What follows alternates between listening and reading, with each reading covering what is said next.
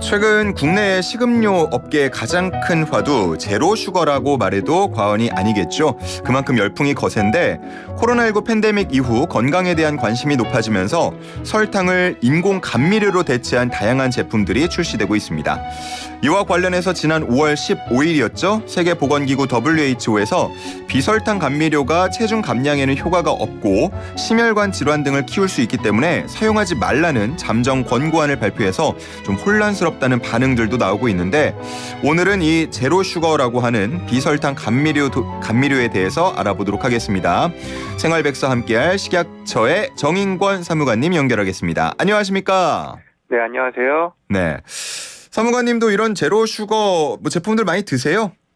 네, 저도 평소에 자주 먹고 있었습니다. 네, 요즘은 진짜 제로슈거 이 네임 안 달고 나오는 음료가 없는 것 같다라는 생각이 들 정도로 선풍적인 인기를 끌고 있는데, 우선 제로슈거에 대해서 설명을 좀 해주시겠습니까? 네, 제로슈거는 설탕 대신 감미료를 첨가해서 당류가 없는 제품을 얘기하는데요. 최근 설탕이 건강과 체중 관리에 도움이 되지 않는다는 소비자 니즈를 반영해서 식품업체에서 설탕 대신 조금만 사용해도 단맛을 내고 칼로리도 낮은 감미료를 많이 사용하고 있습니다. 말 그대로 설탕을 쓰지 않아서 제로 슈거 대신에 단맛을 내는 감미료가 들어간다라는 건데, 감미료 종류는 여러 가지인가요? 네, 현재 식품 첨가물로 사용 가능한 감미료는 22종이 있는데요. 청취자분들도 많이 들어보셨을 사카린, 스크랄로스, 아스파탐, 스테비아 등은 설탕보다 높은 당도를 가진 감미료이고, 솔비톨, 자일리톨과 같이 설탕보다 당도가 낮은 당알코올류의 감미료도 있습니다. 우리가 주로 먹고 있는 콜라, 사이다 또는 무설탕 탄산음료 등에는 설탕의 200배 이상 당도를 가진 아스파탐, 스테비아 등이 주로 사용되고 있습니다. 그렇군요.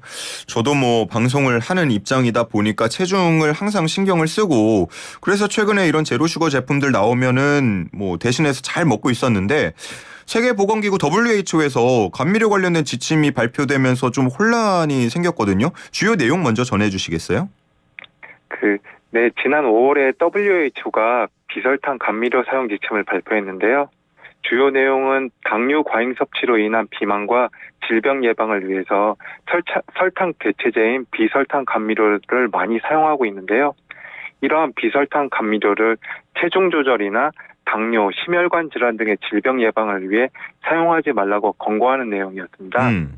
또한 이번 지침은 비설탕 감미료보다는 과일과 같은 자연당 함유 식품이나 가공을 최소로 한 식품을 섭취하자는 취지로 발표되었는데요.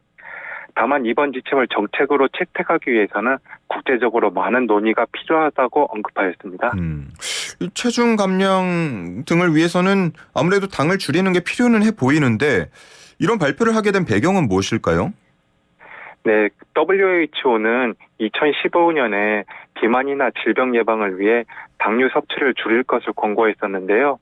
그러자 단맛은 유지하면서 칼로리는 낮은 감미료에 대한 소비자 관심이 높아지면서 이와 관련된 사용 지침이 필요하다고 판단한 것으로 보입니다. 설탕 대신 감미료를 사용한다고 몸에 좋은 것이 아니라 건강을 위해서는 어린 시절부터 당류 섭취를 줄여야 한다고 권고한 것입니다. 그렇군요. 근데 요즘에 그런 권고가 나옴에도 불구하고 더 많은 제로 제품들이 인기를 끌고 계속해서 나오고 있는 것 같은데, 이번 지침 관련해서 우리 소비자들이 혼란스럽다는 반응 보이잖아요. 어떻게 이해를 하면 좋을까요? 네, 이번 지침은 감미료가 감미료가 안전하지 않으니까 사용하지 마십시오라는 취지가 아니라 체중을 줄이거나 질병을 예방할 목적으로 감미료를 사용하지 말라는 것입니다. 즉, 살을 빼야 하니 설탕 대신 감미료를 먹어야겠다는 것은 장기적으로 도움이 되지 않는다고 이해하시면 좋을 것 같습니다. 알겠습니다. 그런데 음식의 맛을 내거나 혹은 일부 당뇨병 환자들을 위해서는 이런 감미료가 필요할 때가 있을 것 같은데, 감미료가 안전하다라고 볼 수 있는 거죠? 네, 우리나라에서 식품 첨가물로 허용된 감미료는 모두 국제기구에서 안전성을 입증한 성분에 대해서만 허용하고 있고요. 섭취량 평가도 주기적으로 실시하고 있기 때문에 안전성은 걱정하지 않으셔도 됩니다. 알겠습니다. 자, 끝으로 식약처에서 당류 섭취를 줄이기 위해서 여러 가지 정책들도 내는 걸로 알고 있는데, 관련해서 소개해 주실 게 있다면요? 네, 현재 우리 국민의 당류 섭취량은 외국과 비교할 때 높은 편은 아닙니다. 하지만 최근 달달한 음식을 선호하는 경향이 높아지고 있는 만큼 건강한 식생활을 위해서는 식습관 형성 시기인 어린이, 청소년 시기부터 달게 먹지 않도록 주의하는 것이 중요합니다. 식약처는 영양표시 제도를 통해서 소비자들이 당류 함량이 낮은 제품을 선택할 수 있도록 도움을 주고 있고요. 또한 어린이, 청소년 시기부터 올바른 식습관을 가질 수 있도록 교육 홍보도 진행하고 있습니다. 앞으로도 우리 국민의 건강을 위해 영양과 관련된 다양한 정책을 추진할 계획이니 많은 관심 부탁드리고요.